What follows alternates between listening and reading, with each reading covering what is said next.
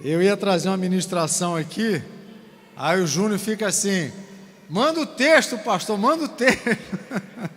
Aí eu falo assim: rapaz, eu nem sei o que eu vou pregar. Eu vou mandar. Aí eu pensei na mensagem que nós tínhamos ministrado lá em Pinheiral. Aí eu falei: ih, rapaz, é dia dos pais. Então nada mais interessante de nós meditarmos nesse dia que nós pensamos nos pais. E diante de uma sociedade, diante de toda a humanidade, eu não vou nem falar da nossa sociedade brasileira, mas até numa questão mundial, e como que o mundo, tenta de tudo que é forma denegrir a imagem do pai, porque todo mundo fala que o amor de mãe que é um amorzão, O amor de pai não é essas coisas todas não, Felipe? Não pode ser assim. Nós, os cristãos, temos que lutar e se esmerar, falando para os homens, para os esposos, para os pais e para os futuros pais. Nós temos que esmerar de sermos uma contracultura em qualquer cultura, Porque nós temos orientação de Deus, de sermos bons pais, apesar que a Bíblia fala, que assim, você como pai, seu filho pede pão, você vai dar pedra? Muito difícil, Então a gente entende que já há um ensino de que nós temos que ser bons pais, Porque nenhum pai vai dar algo pior para o filho. A gente quer dar sempre o melhor. A gente quer sempre que o filho vá além daquilo que nós conseguimos ir, É o suporte, é a base. Mas nem sempre é assim que acontece, não é verdade? Agora uma pergunta interessante aqui, meu pai já foi, está na glória. Minha mãe já foi, está na glória. Mas eu tive o privilégio de ter pai e de ter mãe, Eu não quero que você só responda se você não ficar constrangido. Quantos tiveram oportunidade de conviver com seus pais, com seu pai? Quantos? Quantos não tiveram essa oportunidade de conviver com seu pai? Não teve oportunidade de conviver com seu pai. Quantos gostariam de ter essa oportunidade?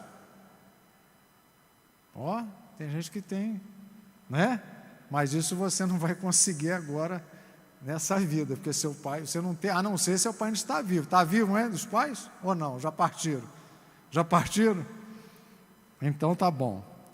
Só que é interessante a vida cristã. A vida cristã é uma vida, a vida cristã é uma vida que nós temos a oportunidade de ter uma família. Temos a oportunidade de ter um pai celestial.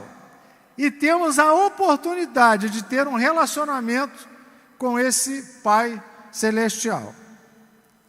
No Antigo Testamento, que está na sua Bíblia de Gênesis a Malaquias, não existe muito assim um Deus paterno. A gente sabe que ele é o pai de uma nação, mas ele se apresenta como Deus Criador, o Eterno, aquele que não tem início e não tem fim. Ele é o alfa e o ômega, o princípio e o fim. Aquele que quando a nação observa uma ação desse Deus, não consegue nominá-lo. Até porque Moisés pergunta, quando vai lá no Egito, tá bom, mas quem que o senhor é? Aí ele fala, eu sou. Aí já complica mais ainda, Porque é uma resposta de Deus que complica a nossa mente. Eu sou o quê? Eu sou o que você precisar. Eu sou o milagre, eu sou a cura, eu sou a provisão. Eu sou o Deus da guerra. Então, Deus se apresenta como aquele que supre as nossas necessidades quando temos necessidades. Ele não faz um suprimento, talvez, completo de uma vez só, mas ele age conforme a necessidade. Então eu tenho assim um conhecimento meio que parcial de Deus nessa convivência com esse povo, né, que é o povo de Israel, que é estabelecida lá no Monte Sinai, uma relação de Deus com esse povo. Até então era uma relação pessoal, a relação de Deus com Adão, de Deus com Noé, de Deus com Abraão, de Deus com Isaac, de Deus com Jacó e de Deus com Moisés, para ir lá no Egito resgatar esse povo de lá. Aí sim,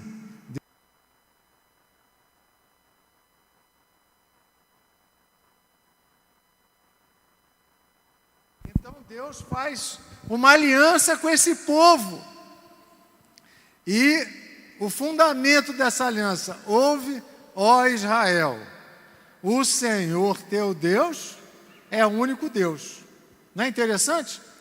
Mas a história continua e esse Deus, o Criador, o Eterno, o que fez todas as coisas, começa a apontar através dos seus profetas, da sua palavra, uma redenção, uma promessa, um mediador, um Messias, e a nação vai esperando isso acontecer. Então, por que eu estou falando isso? Porque Jesus, né, ele vem com uma promessa, aí ele começa a apontar um Deus um pouco diferente daquele Deus que aquele povo conhecia. Depois de 400 anos de silêncio profético, aparece João Batista para falar, para tirar a poeira daquele povo e falar: esse daí é o Cordeiro de Deus que tira o pecado do mundo. Era tão impactante isso que o próprio João Batista duvidou de que aquele fosse o Messias, enquanto que outros receberam o menino e já falavam: eu vi a salvação. Mas o que é interessante nisso tudo? É quando Jesus começa a apresentar um Deus como Pai. E a Bíblia aponta que Ele é a plenitude, Ele é uma revelação do que é o Pai. Então, lá em João, capítulo 14, e eu quero e eu desejo continuar tendo essa relação com Deus de Pai. Agora, tem um detalhe interessante na figura do pai em qualquer família, porque o pai, tanto como a mãe, mas estamos falando do pai hoje, né? São os educadores dos filhos, são os discipuladores dos filhos, são aqueles que têm um relacionamento com o filho, aqueles que corrigem o filho, porque eles querem ver o filho bem-sucedido na vida, querem ver o filho independente. Se você for um pai muito assim, protetor, você pode até atrapalhar o seu filho, né? Porque você quer que os seus filhos, não é Red Bull, mas tenham asas, né? Para poder voar. Então, vou comprar uma caixa de Red Bull, vou dar para o meu filho para ele ter asa. Não tem? A propaganda fala de asas, né? Mas cuidado que Red Bull é um pouco perigoso, né? Então, o que acontece? Você quer que seu filho tenha asas. Você quer que seu filho amadureça. Você quer que seu filho cresça. Esse é o desejo de todo pai. O nosso Pai Celestial não é diferente. Por isso que Ele traz, né, envia Jesus, que é o próprio Deus, para nos servir de exemplo, mas através dele nós conhecemos o coração de Deus, conhecemos esse amor de Deus, porque se talvez Jesus não tivesse vindo aqui, né, hipoteticamente falando, será que nós conheceríamos esse amor de Deus? Porque não existe expressão maior de amor do que o amor de que você dá o melhor por alguém que não te ama, por alguém que não te conhece. Então, a primeira coisa que a gente entende, é muito difícil entender o amor de Deus. Eu falo para minha esposa, né, a Miriam, a gente conversa, né, às vezes, de alguns temas teológicos, eu falo assim: Miriam, como é difícil conhecer o amor de Deus, como é difícil entender o amor de Deus, como é que Deus nos amou, como é que Ele se deu por nós, como é que Ele deu algo aquilo que é de tamanho valor, tão precioso, por nós. Então é difícil entender, mas quando Jesus vem e se apresenta, e começa a revelar esse amor de Deus por nós. Então vamos ler um texto, do capítulo 14, nós vamos ler uma quantidade boa de versículos. E acontece, antes um pouco aqui no capítulo 13, que Pedro, ele é avisado, perguntou-lhe Simão Pedro, lá no versículo 36 do 13, para a gente entender como é que começou a conversa aqui. Então perguntou-lhe Simão Pedro, Senhor, para onde vais? Respondeu Jesus, para onde vou, não me pode seguir agora. Mais tarde, porém, me seguirás. Ele está se referindo à crucificação, ao sacrifício, ao derramamento de sangue. Replicou-lhe Pedro, Senhor, por que não posso seguir-te agora? Por ti darei a própria vida. Respondeu Jesus, darás a vida por mim?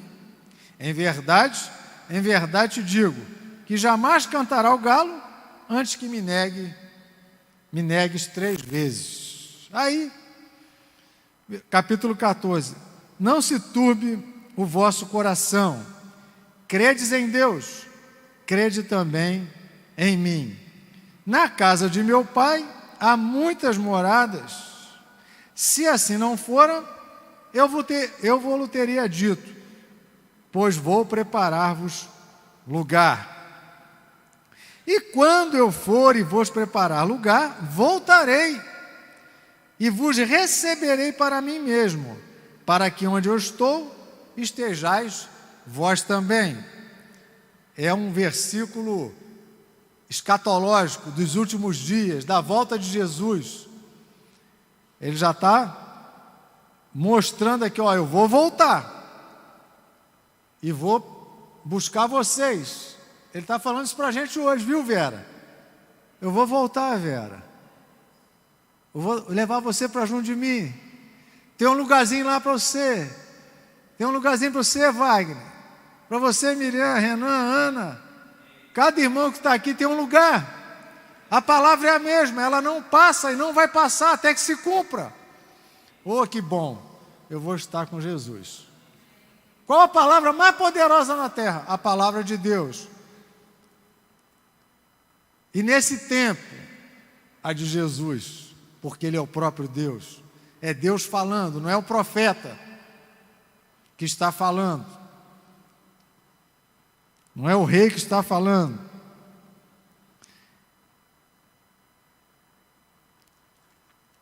E vós sabeis o caminho para onde eu vou. Disse-lhe Tomé, Senhor, não sabemos para onde vais. Como saber o caminho? Respondeu-lhe Jesus, eu sou o caminho, e a verdade, e a vida. Ninguém vem ao Pai, senão por mim. Epa, agora entrou um assunto interessante nessas expressões de Jesus. É o Pai. E eu fico pensando na mente desses discípulos, porque ele começa falando, crede em Deus, e depois ele vem, ninguém vem ao Pai, senão por mim. Aí os discípulos, opa, entrou uma figura interessante nesse diálogo de Jesus com os discípulos, que é a figura do Pai.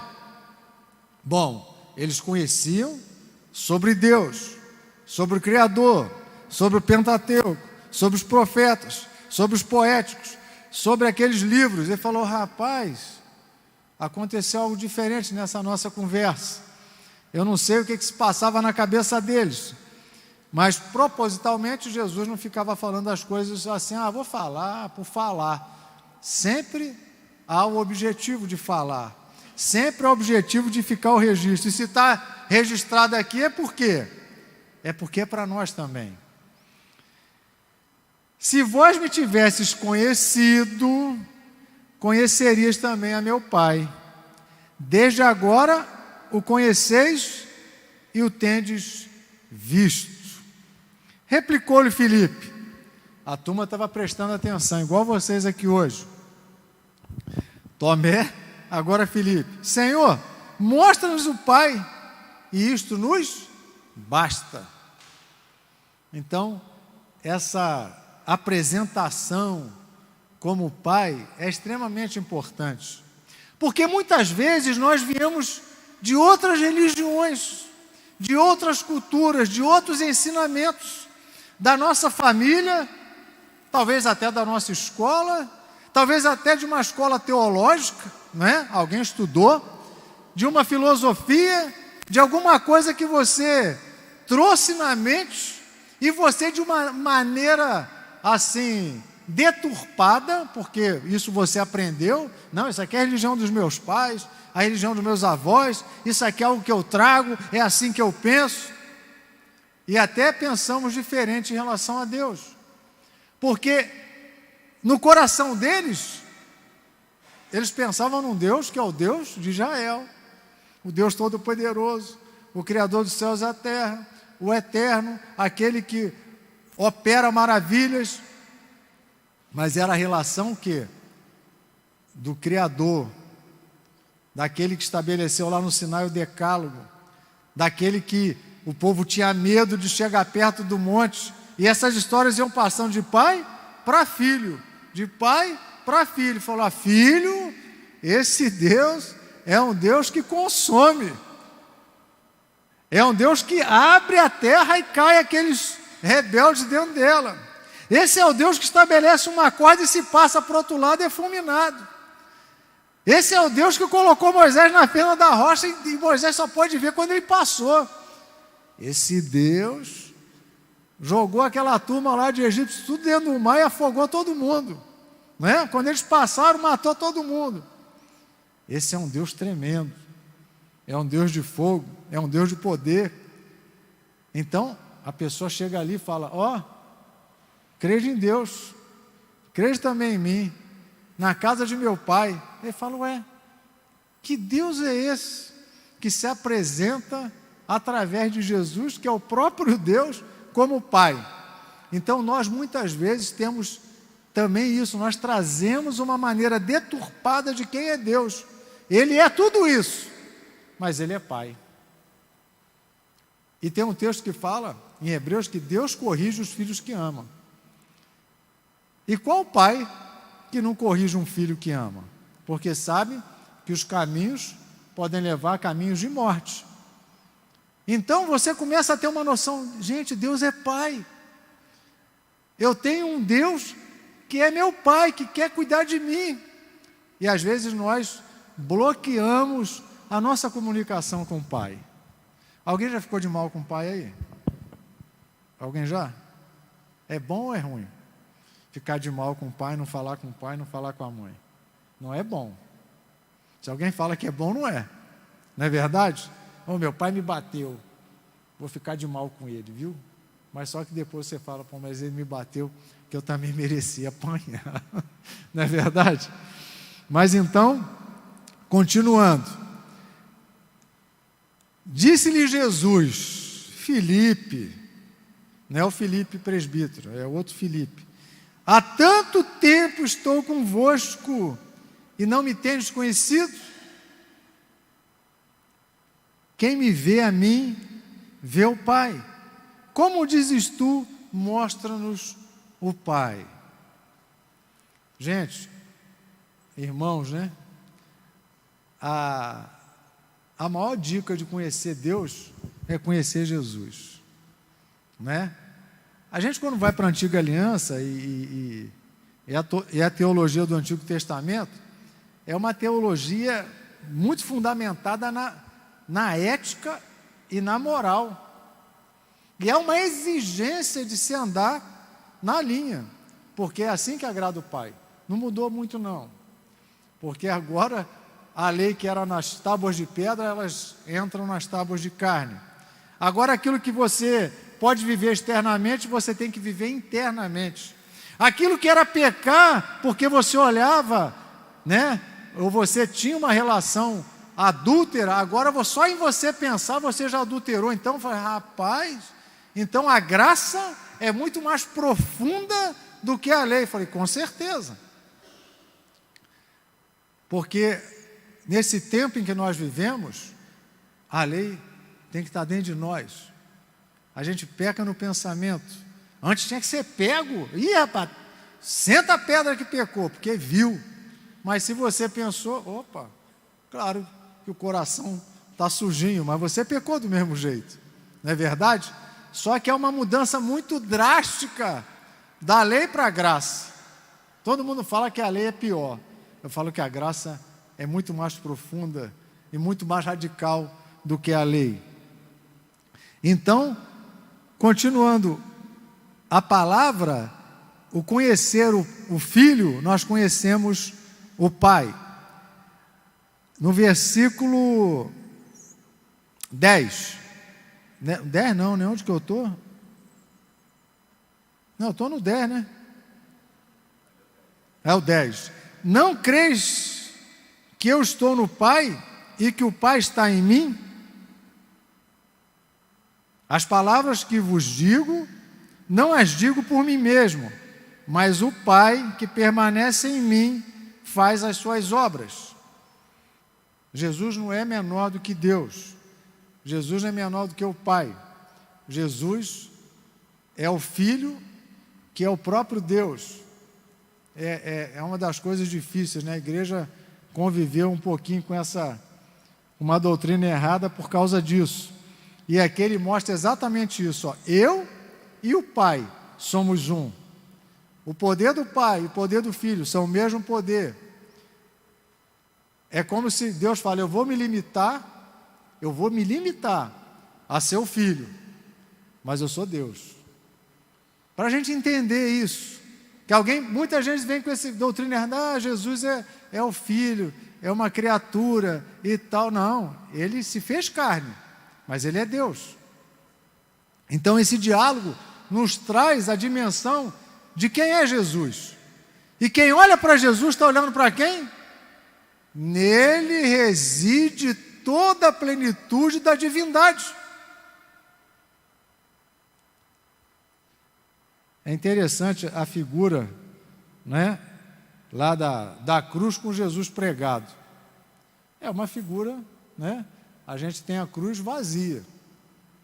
Porque muitas vezes nós olhamos para aquela cruz com Jesus pregado e falamos, ai, tadinho. Sentaram o prego nele, bateram nele, furaram o seu lado, botaram a coroa de espinho, deram bambuzada na cabeça dele. Realmente, tudo isso ele passou. Mas ele passou por amor. Aquele sangue foi derramado para nos comprar. Mas ele ressuscitou. Qual homem que você sabe que ressuscitou? Alguns ressuscitaram, mas morreram de novo. Mas Jesus ressuscitou, está sentado à destra de Deus. Por quê?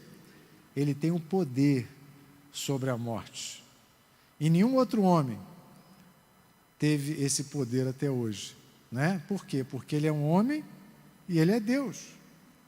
Ele pode dar a vida, mas pode tomá-la de volta. Ele pode se oferecer como sacrifício, mas pode reaver a sua vida. Isso é que fala a Bíblia.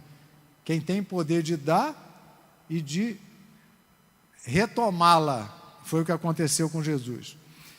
Então, continuando sobre o conhecer o Pai e ter um relacionamento com o Pai e ter um Pai que nos ama. Tem até uma música, né? Abraça-me, né?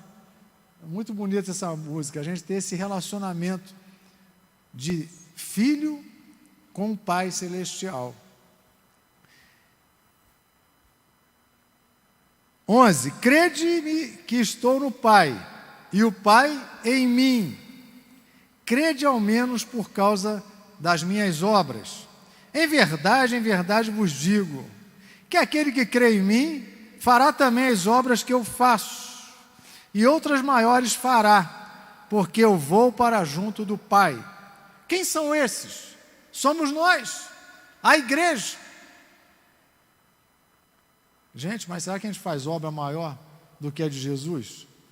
No sentido de quantidade e também de qualidade, no mundo já teve ressurreição, cura aqui em Volta Redonda, e se você ampliar isso, aqui era limitado a esse lugar. E agora? Ide, portanto, por todo mundo, pregar o evangelho, curar os enfermos, expulsar os demônios e tal. Isso não tem acontecido?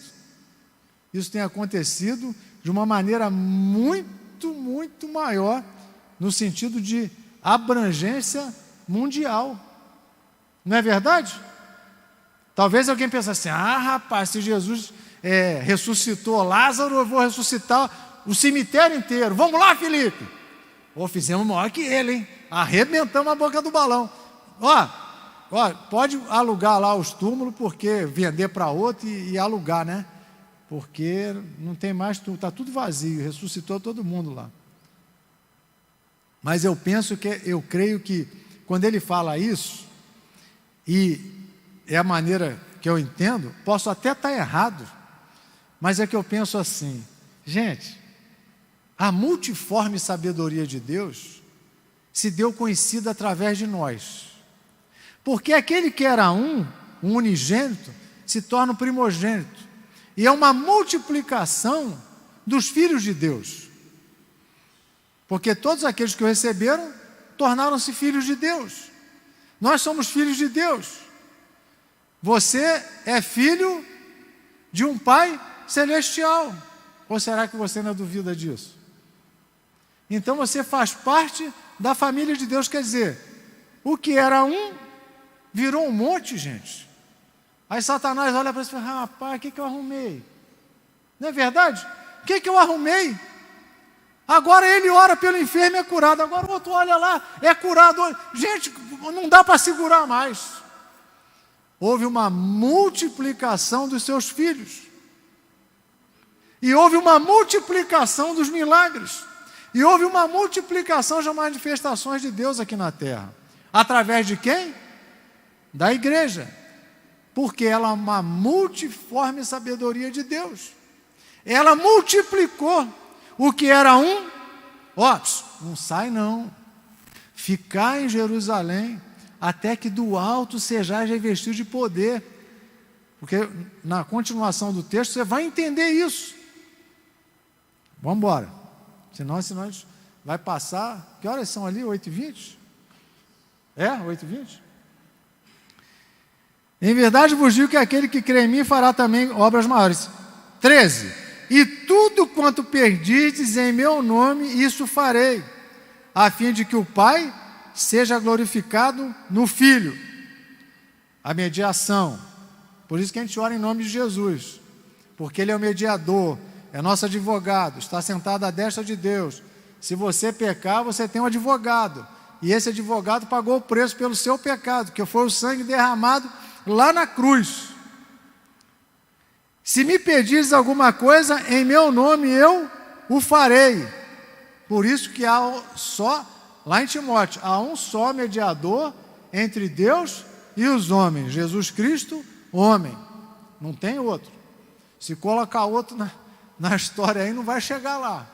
Vai tangenciar outro caminho, não é verdade? Se me amais, guardarei os meus mandamentos. Ó, a coisa mais linda é isso aí. Isso aqui é a grande guinada do tempo da lei para o tempo da graça. Lá você você cumpre esse negócio aí, rapaz. Cumpre direitinho. Ninguém conseguiu cumprir, né? A lei, só Jesus veio e cumpriu toda a lei. Só que ele não só veio para isso, né? Ele veio para nos salvar. Esse foi o grande propósito. Mas só há salvação se há cumprimento da lei. Porque a lei estabelece o seguinte, rapaz, não há pecado nesse camarada. Não é? Então aqui, o que acontece? Se vocês me amam, vocês fazem a minha vontade. Vocês olham para a palavra e vão querer obedecer a palavra. É um pouco diferente da antiga aliança, né?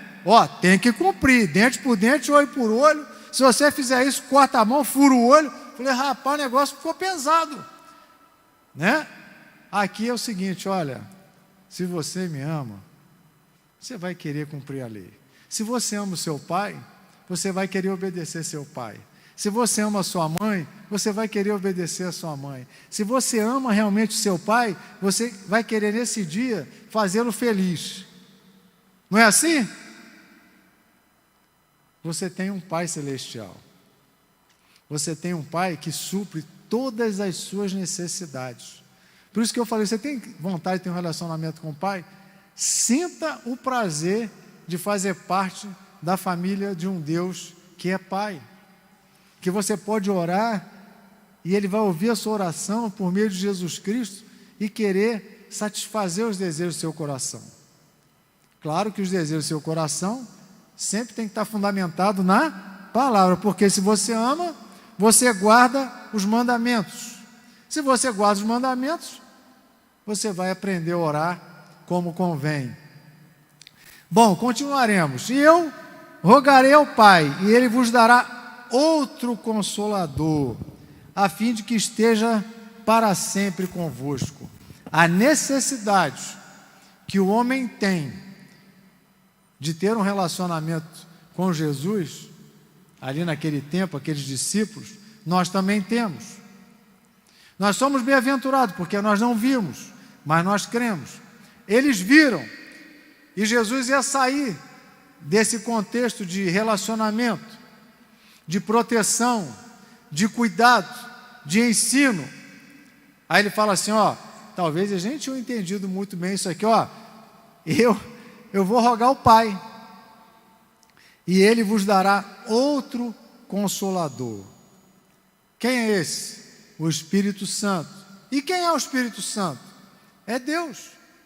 É o Deus que está aqui no meio de nós, porque fala, onde estiverem 2 ou 3 reunidos em meu nome, ali eu estou. Aí quando o pregador fala, essa igreja dá glória a Deus, não é? Por quê? Porque, gente, parece que a gente não vive essa realidade, não é? Essa realidade nós estamos vivendo agora. Por quê? Porque nós somos a igreja, nós somos o corpo de Cristo, nós somos os seus filhos, e o Pai ouve o Filho.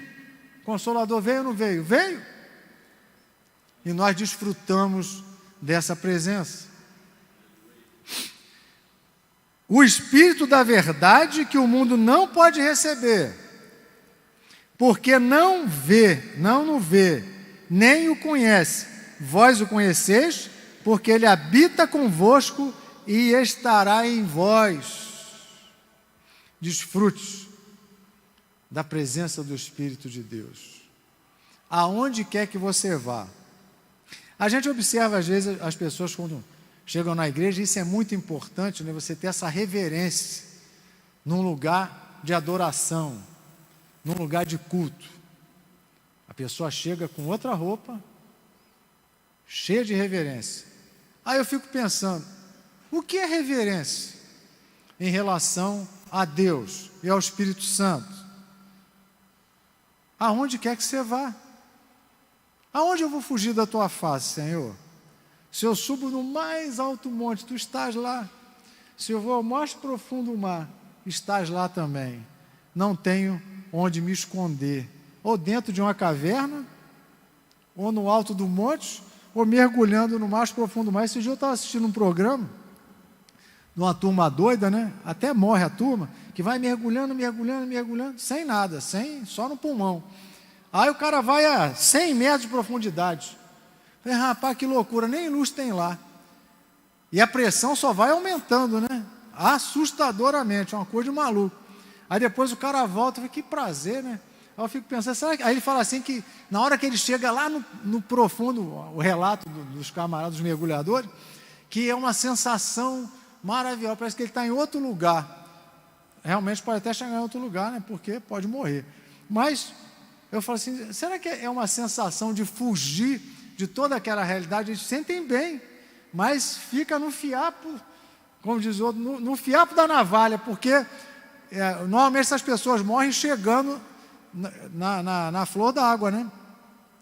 Aí eu falo assim, Rapaz, fiquei pensando, cara, no mais profundo do mar, o cara foi a 100 metros. Né? Aquele submarino que a turma foi, nem voltou, né? Nem vão achar mais, ele implodiu. Aí, gente, se eu for para lá, Deus vai estar lá. Não tem pressão atmosférica. Se eu vou para dentro de uma caverna, alguém já entrou numa caverna? É um troço assustador. Né? Nós entramos numa caverna e o cara apagou a luz da caverna. Gente, eu não enxerguei nada. Nada, absolutamente nada. Eu botava a mão assim, eu falei, gente, não estou enxergando minha mão. Aí eu falei, mas Deus está lá. No mais profundo do mar não tem luz, mas Deus está lá. E no monte? Você fala, rapaz, se alguém falar, vamos no Everest, eu falei, cara, só se for de helicóptero. Subir aquilo lá, eu não subo não. Frio para mais de metro, mas Deus está lá. Então não tem onde se esconder de Deus, aonde Ele está. Então nós temos um Deus que agora vai conosco a todo lugar. Apesar da sua presença estar nesses lugares, Deus está conosco em todo lugar. Quer algo mais importante do que isso? Aonde tem que ter a reverência de Deus? Em todo lugar. Aqui é o lugar que nós colocamos em prática a reverência que nós já temos. Porque se a gente só tem reverência aqui, é porque a gente não é reverente com Deus. É porque a gente não adora a Deus. É porque a gente não ama a Deus o tanto que tem que amar. Aonde Jesus adorava a Deus? Em todo lugar. Como é que eu falei? Se eu quero conhecer a Deus, eu preciso conhecer Jesus. Se eu quero agradar a Deus, eu nem andar como que Jesus andou. Eu tenho que pensar como Ele pensou. É difícil, mas é o propósito da vida de Paulo quando ele escreve a carta. Talvez dos outros apóstolos também. Né? Prossigo para o alvo. Eu quero imitar Jesus. Eu quero fazer o que Ele fez.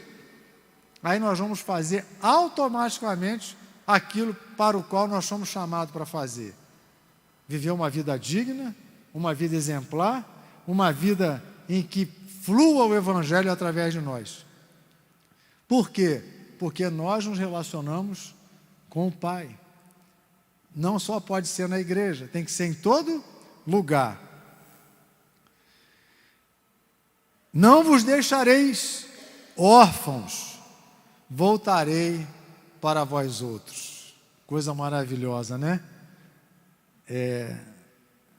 Essa palavra de ser órfão. Eu não tive uma oportunidade de conviver com o pai.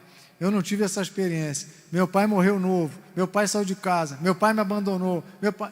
Calma. Isso aí já passou. Agora você tem a oportunidade de ter uma vida de relacionamento com o Pai Celestial.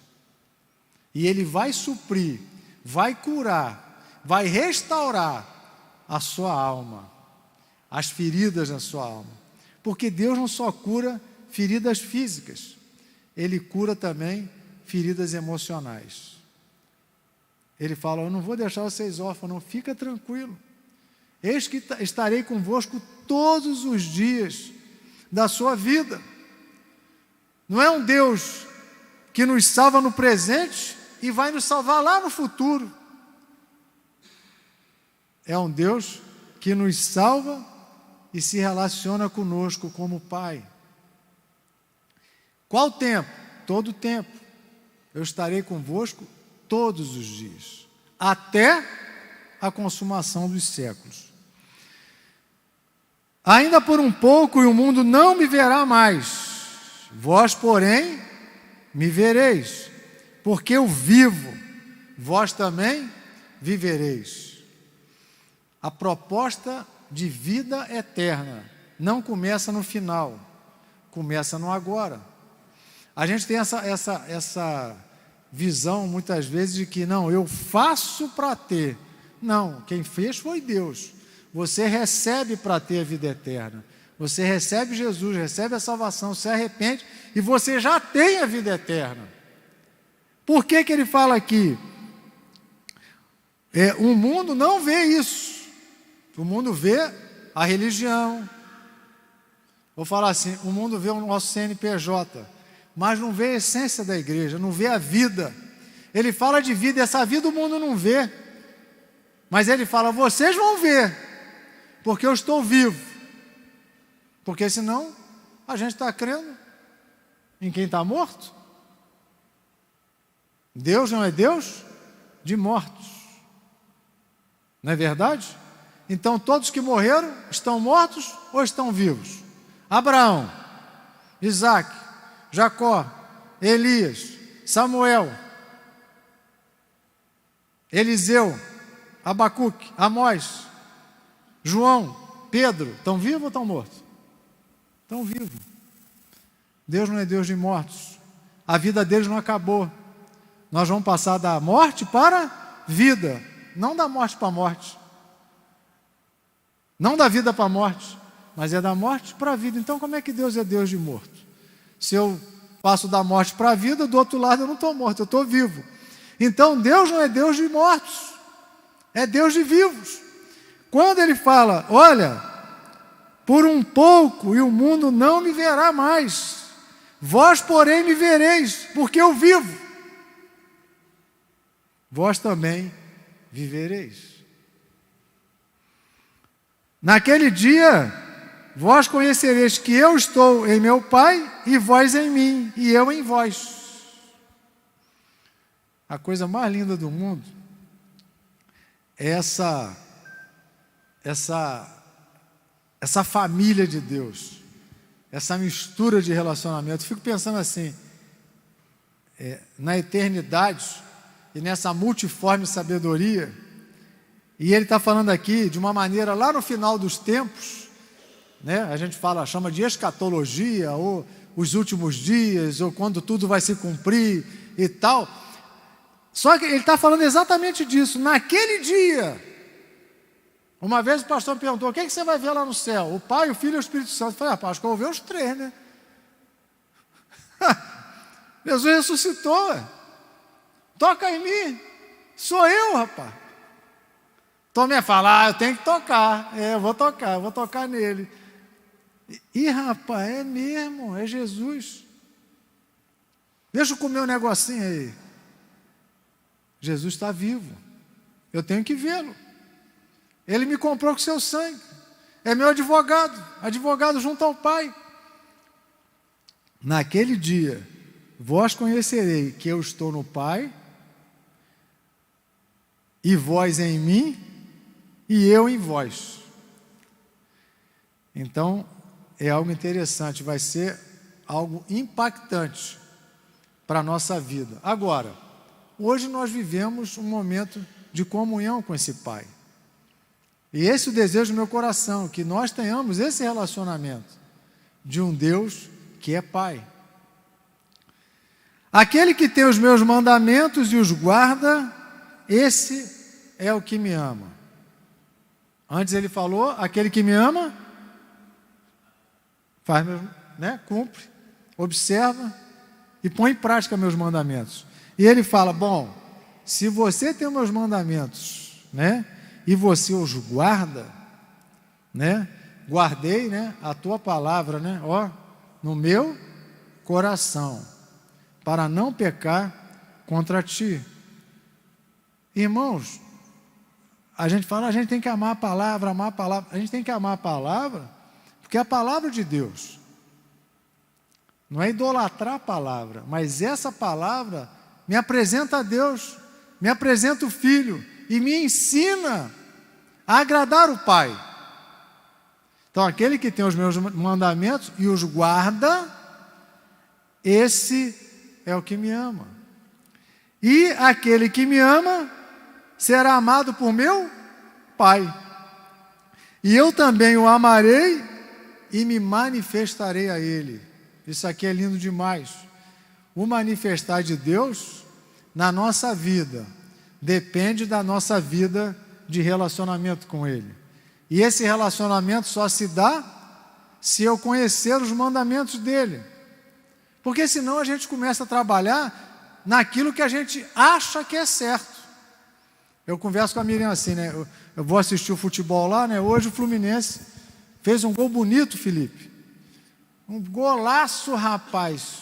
O Cano fez um gol bonito, áreas, toque de bola. Eu falei, rapaz, que gol lindo. Anulado. Falei, gente, como que anulou? Aí traçou a linha, né? Do VAR. A gente está falando disso porque nós estamos no Brasil, o brasileiro gosta de futebol, né? Aí no VAR. Falei, Miriam, mas como é que pode? 3 milímetros. Estou brincando, né? Mas não sei. Gente, como é que aquela... Gente, não pode. Ela falou, amor, regra é regra. Se está na frente, está na frente. Se está impedido, não pode. Puxa, ele invalidou o gol. Fiquei chateado. Antes era o quê? Subjetivo. O juiz, eu acho que estava impedido. Acabou. Mas agora tem a tecnologia. Aí eu fiquei pensando, qual que é a nossa tecnologia? É a Bíblia. Então, se está fora, daqui é o quê? Heresia, falso ensino, falso profeta. Então, eu tenho o quê? A palavra, como regra de fé e prática. Se é que fala, não adulterarás. Não, mas só, olha só, presta atenção, não é bem assim não. Não é bem assim não. Exemplo, lá no país tal, né? Então eu vou mudar para lá porque eu posso ter trocentas mulheres, só que tem que ter dinheiro, né? Os árabes têm dinheiro. Aí eu não vou lá para a Arábia. Gente, mas a Bíblia falou, a Bíblia fez quantas Evas? Uma só, né? Aí eu falo, gente, mas a Bíblia... mas não, calma aí, rapaz. A turma, às vezes Deus permite algumas coisas, mas nunca foi a vontade de Deus isso. Então, se aqui fala que adultério é adultério, adultério é adultério. Não tem jeitinho brasileiro. Não tem jeitinho de país nenhum. Né? A gente tem que entender que a palavra é a nossa regra de fé e prática. Então, se eu amo a Deus, eu cumpro os seus mandamentos. Mas, pastor, não dá... Isso aqui não tem um jeitinho, não dá para a gente botar uma vírgula aí, não? Tem como? Não tem, cara, não tem vírgula, não tem ponto, não tem acento. A Bíblia fala, olha, se tirar um tio, eu vou tirar de vocês também. Olha a responsabilidade da gente que prega, da gente que ensina e da gente que vive o Evangelho. Há uma condenação se eu acrescentar um tio, se eu acrescentar uma vírgula, se eu tirar alguma coisa. Porque Deus fala que vai tirar no dia do juízo também. Vamos terminar. Dá tempo. Então, 12. Disse-lhe, 12, né? Disse-lhe Judas, não Iscariotes, de onde procede, Senhor, que estás para manifestar-te a nós e não ao mundo? Respondeu Jesus, se alguém me ama, guardará a minha palavra, e meu Pai o amará, e viveremos para ele, e faremos nele morada. Irmãos, você quer agradar a Deus? Olha para Jesus. Este é o meu filho amado, esse aqui é meu filho amado, de quem eu tenho prazer, de quem eu me comprazo, de quem agradou em tudo a minha vontade. Então, é interessante quando ele fala que estás para manifestar-te a nós e não ao mundo. Ele respondeu, se alguém me ama, aí lá depois ele fala, e meu Pai o amará, viveremos para ele e faremos nele morada. Gente, se alguém odeia Jesus, se alguém fala alguma coisa contra Jesus, o pai se agrada? Você se agrada se alguém trata mal o seu filho? Até seu filho errado, você fala, não, eu sei que tem gente assim que a gente conhece, né? Não falo mais com fulano porque distratou meu filho. O menino está errado, ou a menina está errada. Né? Na igreja tem isso, né? Com o diácono, né? Vieram, mas está errado esse menino, mano. Eu sempre tentei ser justo. Não, mas você está errado, meu. Você tem que pagar a conta. Mas nenhum pai gosta. Deus não é muito diferente, não. Porque ele fala assim, olha, se alguém me ama, aí o meu Pai o amará. Por quê, gente? Ele é o caminho, ele é o mediador, ele é o advogado, ele é aquele que faz mediação. Então não tem como chegar no Pai se não for através do Filho. Não tem como amar o Pai se você não ama o Filho. Isso é importante de entender, porque a gente muitas vezes pensa que assim, vou dar um jeitinho de saltar, ou de fazer isso, ou de fazer aquilo. Não tem como. Ninguém vem ao Pai senão por mim. Graças a Deus nós chegamos ao Pai através de Jesus. E nós queremos ter um bom relacionamento com o Pai, o nosso Pai Celestial. E que você olhe para Jesus, ame Jesus, faça o que Jesus fez, né? João fala, nós temos que andar como Ele andou. Agora, 24. Quem não me ama, não guarda as minhas palavras. E a palavra que estáis ouvindo não é minha, mas do Pai que me enviou. Isto vos tenho dito, estando ainda convosco, mas o Consolador, o Espírito Santo, a quem o Pai enviará em meu nome, esse vos ensinará todas as coisas e vos fará lembrar de tudo o que vos tenho dito. Né? Esse texto apresenta o Pai, o Filho e o Espírito Santo. E quem é que envia o Espírito Santo? O Pai. Quem é que envia o Filho? O Pai. Então, amados, essa figura do Pai, que é tão deturpada, tem um grande propósito de nos desviar, muitas vezes, de um Pai que deu tudo por nós, deu o seu único Filho por amor de nós. No Brasil, a gente tem aí a figura de Maria como uma mediadora, como aquela que chega junto. Não, a gente pede para Jesus pedir para o Pai. Eu falei, bom, mas é muito difícil isso, porque em nenhum momento na Bíblia você vê isso. Só naquele, quando ela vai pedir, desculpe o termo, mas Jesus falou, mas não é assim não. Ela é até repreendida, né, de uma forma, você fala, rapaz, né, está pedindo lá pelos filhos, não tem muito esse negócio não. Mas você observa que é muito mais fácil a gente, mas a mãe ama, a tal ponto de querer nos ouvir, é muito mais importante, né? Então, essa figura de deusa, de mediadora, isso daí, em nenhum momento a Bíblia apresenta isso. A turma até fala que a Bíblia é muito machista, né, Felipe? Só fala do homem, do cordeiro, do sacerdote. Mas você vê que tudo aqui acontece pelo Pai. E ele aqui, como diz o outro assim, rapaz, quem manda, não, quem pode manda.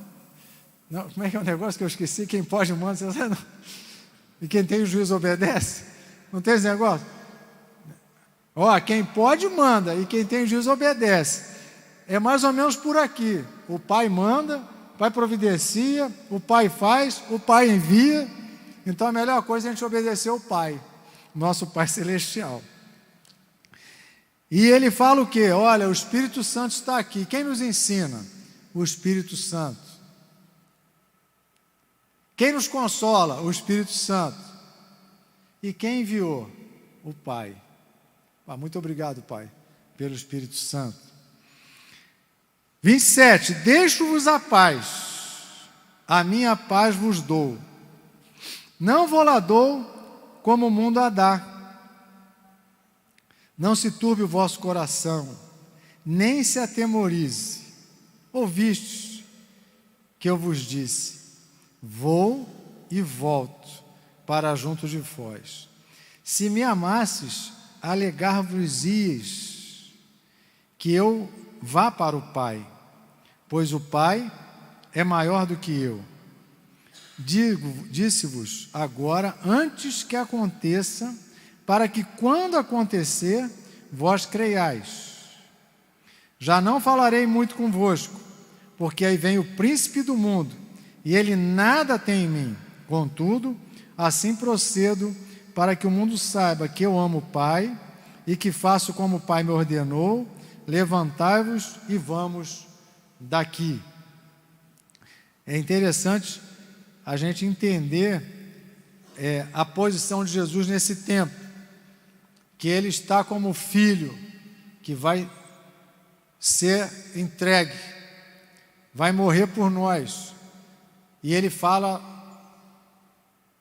no momento de sua morte, e ele ora: Senhor, se possível for, passa de mim esse cálice. Ele é o próprio Deus, mas ele está na posição de filho. Ele está como filho que veio, como cordeiro que veio para sacrifício. E ele fala o quê? Mas seja feita a tua vontade. Então, essa questão, mas ele é maior, então Jesus é menor. Não, Jesus está numa posição que ele fala: eu vim aqui para morrer. Eu vim aqui como uma ovelha muda para o matadouro. Eu vim aqui como a oferta perfeita. E ele morreu uma vez por todas. Não como na antiga aliança, que matava cordeiro, bode, boi, pomba e tal. E depois o próprio texto bíblico fala: pode o sangue de bodes, de ovelhas, de boi remir pecados? Por quê? Porque isso só consegue, essa remissão só consegue porque Jesus veio. E o sangue dele foi uma vez por todas derramado por nós. Então, como ovelha muda para o matadouro, ele vem nessa posição e ele cumpre, graças a Deus. Porque se ele não morre, o que eu estaria fazendo aqui agora pregando essa palavra? Mas com isso, nós conquistamos algo impressionante, algo tremendo, algo sobrenatural. Aquele que era criatura se torna filho de Deus. Aquele que não tinha Deus como Pai pode ter o privilégio de falar assim na oração: Pai, ouve a minha oração por meio do teu Filho que pagou o preço por mim. Jesus foi a moeda, O sangue de Jesus foi a moeda que nos comprou e nos fez filho, porque todos aqueles que o receberam, deu-lhes o poder de serem feitos filhos de Deus. Por isso que aquela música está errada: dá poder de filho. Que é isso? Como é que vai dar poder de filho? Ele já deu em Jesus, é só você crer que Jesus é o seu Salvador, você se torna filho, você tem um pai, e você pode desfrutar desse relacionamento. Esses irmãos que levantaram o braço, puxa, eu não tive essa oportunidade. Jesus pode até, poder de ressuscitar, mas não sei se ele vai fazer isso. Mas ele fala assim: poxa, usufrua da minha presença. Eu sou seu Pai Celestial. Você pode agora desfrutar da minha presença, desfrutar do relacionamento comigo. Uma paz que eu dou que excede o entendimento, uma paz que o mundo não pode dar, você pode ter. Nós temos um livre acesso ao Pai. O véu foi rasgado de cima e embaixo. Agora aquilo que era, entre aspas, oculto, agora está desnudo para nós. Aquela arca que representava a presença de Deus, você pode entrar no Santo dos Santos pelo novo e vivo caminho, que é o sangue de Jesus. A gente fica maravilhado com o tabernáculo, mas aquela representação na terra representa o céu, porque como que eu vou entrar lá? Não posso. Mas quem pode entrar? Só de lá que veio. Então, amados, é algo que a gente tem que desfrutar em vida. Eu vou esperar o dia. Você não precisa esperar. Você desfruta dessa presença, dessa comunhão em vida, na terra. E por que isso? É sempre uma pergunta que a gente deixa: para que não? Só para eu ir na igreja. Agora eu tenho um lugarzinho na igreja, eu vou lá na igreja e tal. Não, porque Deus quer o quê? Muitos filhos. Por quê? porque ele é apresentado como pai. Interessante, né? Olha que interessante. Por que ele não é apresentado como pai antes? Porque nós nos tornamos filhos por causa do sangue de Jesus. E aqueles que morreram? Aquele sangue passa a ter valor porque ele tipificava o sangue de Cristo. A sombra se torna realidade. Então todos eles estão também salvos. Porque quando Jesus morre, não morre dali para frente, só quem daqui para frente, não, e os de para trás. Ele morre porque para Deus, gente, não tem tempo. Deus não tem tempo. Deus olha o tempo como um tempo só. Nós que temos tempo, amanhã, ontem, antes de ontem, o passado e o futuro a gente não vê, mas Deus vê, porque Ele é onisciente. Então Jesus pagou o preço pela sua vida. Você faz parte dessa família. E Ele quer que essa família multiplique. Porque Ele é o quê? Pai. Qual pai que não quer muitos filhos? Não é? O ideal é ter muitos filhos. Porque a Bíblia fala, multiplicai, enchei a terra. Falou isso para Adão e Eva. O nosso Pai fala a mesma coisa para nós. Ide, portanto, por todo mundo. Pregar o Evangelho a todas as nações. Façam discípulos. Batizem eles. Curem os enfermos. Essa é a tônica do Evangelho. É aquele que nos faz filho para gerarmos mais filhos. Amém? Que Deus abençoe os irmãos. E que se você agora, talvez você falou, puxa vida, eu talvez tinha um relacionamento com Deus assim, aquele Deus, Criador, inalcançável, que os muros são de bronze, as paredes são de aço, né? É como a couraça de um navio de guerra. Aí você fala, não, rapaz, você tem acesso por esse novo e vivo caminho a um Deus que é Pai, um Deus que às vezes nos corrige, mas Ele quer que uma boa planta seja às vezes podada para dar muitos frutos. Fique de pé. Se coloque como um filho diante de um pai.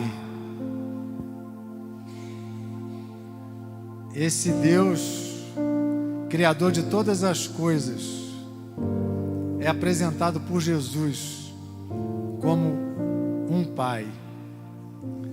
E o que Jesus quer são muitos irmãos. Ele é o primogênito entre muitos irmãos, e nós somos seus irmãos. E Ele quer que haja multiplicação dessa família aqui na terra. É um pai que quanto mais filho, mais prazer, mais alegria, mais vida. E Ele quer fazer você frutífero nessa terra. Ele quer que essa terra se encha da sua glória. Amém? Como as águas cobrem o mar, do conhecimento de Deus, né? A gente precisa fazer isso para Deus, fazer isso para o nosso Pai. Amém?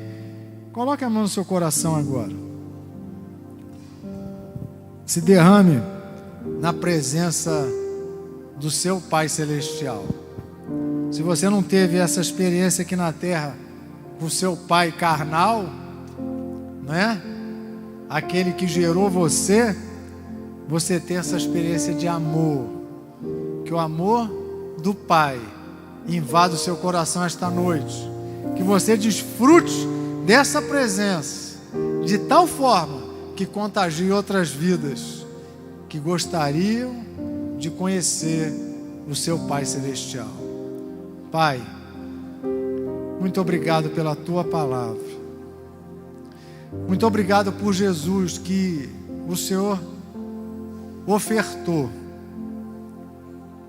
para pagar o preço pela nossa vida,